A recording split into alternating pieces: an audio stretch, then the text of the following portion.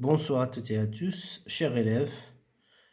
Aujourd'hui, nous allons voir un poème d'un poète français qui s'appelle Guillaume Apollinaire.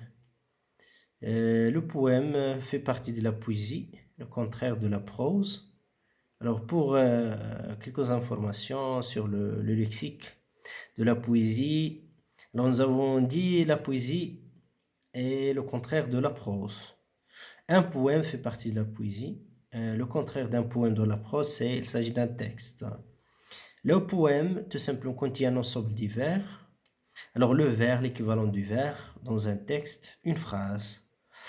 Comme vous voyez ici, le poème, ou bien ce poème, se compose de 3 strophes. Chaque strophe, alors l'équivalent de strophe dans un texte, c'est un paragraphe.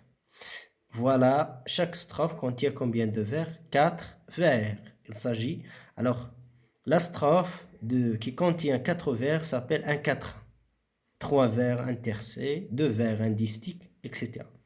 Alors, il se compose de combien de 3 quatrains? 3 strophes. 1, 2 et 3. Alors, pour Guillaume Apollinaire, c'est un poète français de 19e siècle. Son courant littéraire est le surréalisme.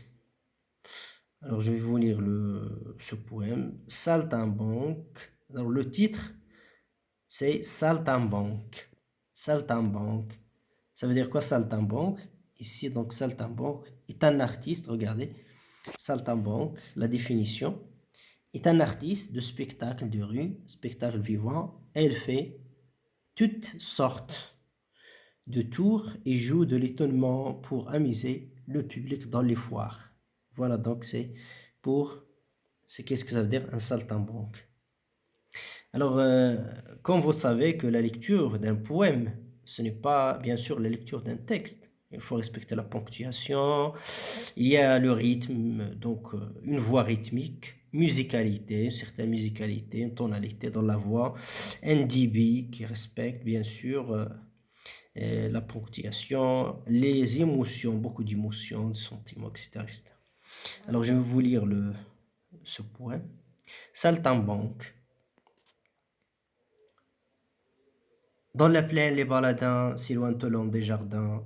Devant lui, des auberges grises, par les villas sans église.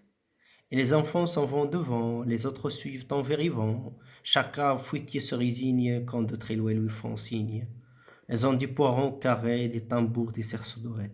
L'ours et le singe, animaux sages, quêtent des ceux sur leur passage. Je répète. Deuxième lecture. Dans la plaine, les baladins s'éloignent au long des jardins. Devant lui, des auberges grises, par les villages sans église. Et les enfants s'en vont devant, les autres suivent en rêvant. Chacun fruitier se résigne quand de très loin lui font signe.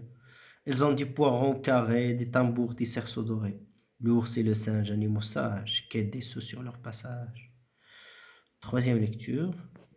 Saltimbanque.